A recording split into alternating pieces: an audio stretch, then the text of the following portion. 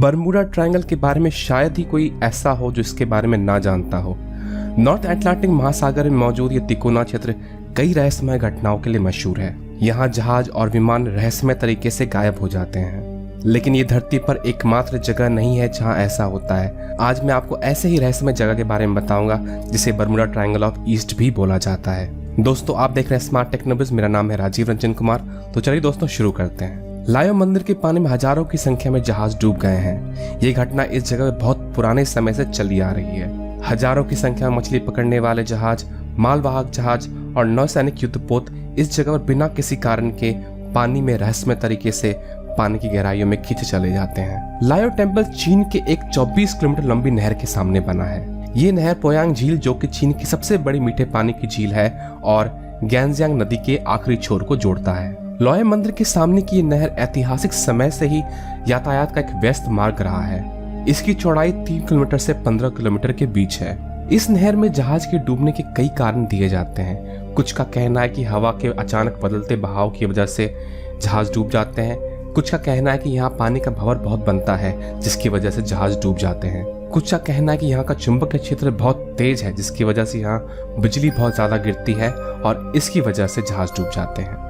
और कुछ इस घटना के पीछे बहुत ही अजीब और रहस्यमय कारण भी देते हैं। इस स्थान के बारे में एक और विस्मित कर देने वाली बात यह है कि ये 28.22 और 25.43 डिग्री अक्षांश यानी कि लैटिट्यूड पे स्थित है, यानी कि लगभग उसी स्थान के समानांतर जहां पर बरमूडा ट्रायंगल है। अब कारण जो भी हो, यहाँ पर जहाज डूबने की इतनी घटनाएं हुई हैं जिसे water of death, devil horn या फिर बरमूडा ट्रायंगल ऑफ ईस्ट भी कहा जाता है। इतिहास की सबसे बड़ी जहाज डूबने की घटना इस जगह पर 16 अप्रैल 1945 को रिकॉर्ड की गई थी। जापान का मालवाहक जहाज कोबेमारू लगभग 200 जवानों और बहुत सारे सोने, चांदी और मोती जैसे कीमती सामान लेकर जा रहा था। उस दिन मौसम बिल्कुल साफ था, लेकिन जैसे ही कोबेमारू लायो टेम्पल के नहर में दाखिल हुआ, अचानक से मौसम बिगड़ गया और बहुत ही ऊंचा ज्वार उठा, जिसने उस जहाज के टुकड़े कर दिए और वो जहाज मानो पानी के नीचे खींच लिया गया।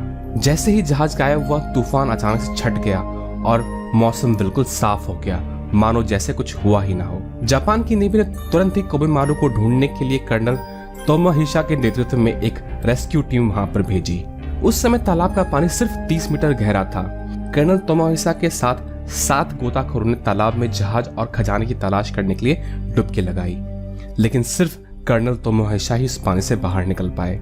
उस गोताखोरी के बाद जब वो बाहर निकले तो वो बिल्कुल बदले बदले लग रहे थे। उनकी याददाश्त जा चुकी थी, उनका व्यवहार बहुत ही अजीब था, इतना कि उन्हें बाद में पागल घोषित कर दिया गया। 1946 में जब जापान चीन से निकल गया और लड़ाई खत्म हो गई, तो चाइना के नेशनलिस्ट गवर्नमेंट ने अमेरिका के अनुभवी गोताखोर एडवर्ड बोयर को कोबेमारू का खजाना ढूंढने के लिए बुलाया। खजाना सिर्फ 30 मीटर पानी के नीचे था और इसे ढूंढना इतना मुश्किल नहीं होना चाहिए था, पर महीनों की गोताखोरी के बाद और 2 गोताखोरों की जान जाने के बाद भी कुछ भी हाथ नहीं आया। गोताखोरी खत्म होने के 40 साल तक एडवर्ड बोयर ने इस बात का जिक्र कभी किसी से नहीं किया कि उन्होंने तालाब में क्या देखा। 40 साल बाद उन्होंने यूनाइटेड नेशन एनवायरनमेंट न्यूज पत्रिका में उन्होंने एक लेख लिखा और इस लेख के जरिए उन्होंने उस रहस्यमय घटना का जिक्र किया। उन्होंने बताया कि एक गोताखोरी के दौरान उन्होंने और उनके साथी गोताखोरों ने तालाब के नीचे तेज रोशनी देखी और साथ ही उन्होंने तेज आवाज भी सुनी। उन्हें ऐसा लगा कि मानो तालाब हिल रहा हो और वो एक भंवर में खींचे चले जा रहे हैं। कुछ समय के लिए वो बेहोश हो गए थे, लेकिन एक चट्टान से टकराकर उनकी आंख खुली।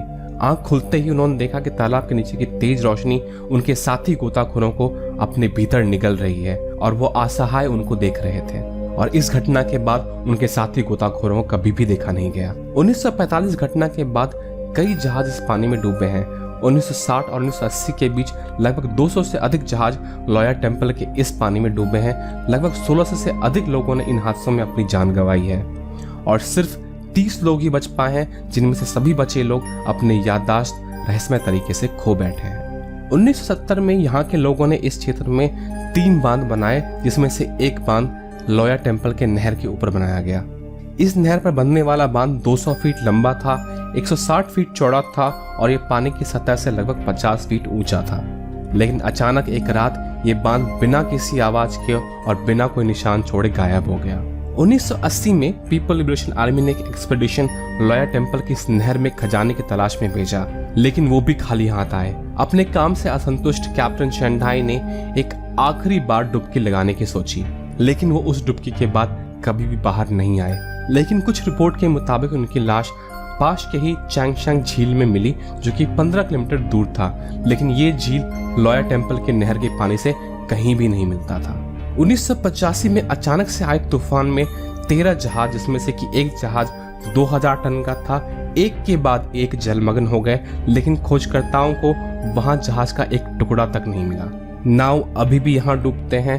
5 मार्च 2010 को 1000 टन का नाव इस नहर के किनारे बिल्कुल साफ और शांत मौसम में डूब गया और अब तक इस घटना का कारण का पता नहीं चल पाया। यहाँ के निवासियों का कहना है कि यहाँ पर कोई भी साल ऐसा नहीं बीतता जब इस नहर में कोई ना जहाज ना डूबे। इन घटनाओं के पीछे क्या कारण है कोई नहीं जानता, लेकिन बहुत ही पुरानी कहानी है जिसे इन घटनाओं से जोड़कर देखा जाता है। 1368 में मिंग के राजा जू युआंगज़ैंग ने एक निर्णायक लड़ाई अपने विरोधी हैन के चैंग याओलियांग से लड़ी थी। इस युद्ध को चीन का इतिहास का सबसे बड़ा नौसैनिक युद्ध भी कहा जाता है। कहा जाता है कि शुरुआत में जू हार रहे थे, उन्हें तालाब की दूसरी तरफ जाना था, लेकिन वो हैन के नाकाबंदी में घिर गए थे।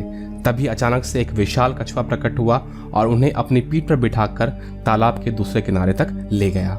जू इस लड़ाई में विजय हुए और लड़ाई खत्म होने के बाद जो पहली चीज उन्होंने की वो है एक मंदिर का निर्माण, जिसे आज लॉया टेम्पल के नाम से भी जाना जाता है। इस मंदिर के द्वार पर विशाल कछुए की मूर्ति है। लोगों का मानना है कि इसी कछुए की आत्मा जहाजों को डुबाती है, तो कुछ लोगों का मानना है कि जंग में मारे गए नौसैनिकों की आत्मा इन घटनाओं के जिम्मेदार है। इन सब किस्से कहानियों से परे इन घटनाओं के पीछे सही कारणों का पता लगाया जाना बाकी है और इस नहर का रहस्य अभी भी रहस्य ही है। आशा करता हूं दोस्तों आपको ये वीडियो पसंद आया होगा। अगर पसंद आए तो लाइक जरूर करें और सब्सक्राइब जरूर करें, क्योंकि मैं इस चैनल पे ऐसे ही साइंस और फिक्शन की बातें और साथ ही साथ टेक्निकल ट्यूटोरियल्स भी शेयर करता हूं। दोस्तों मिलते हैं अगले वीडियो में, तब तक के लिए नमस्कार।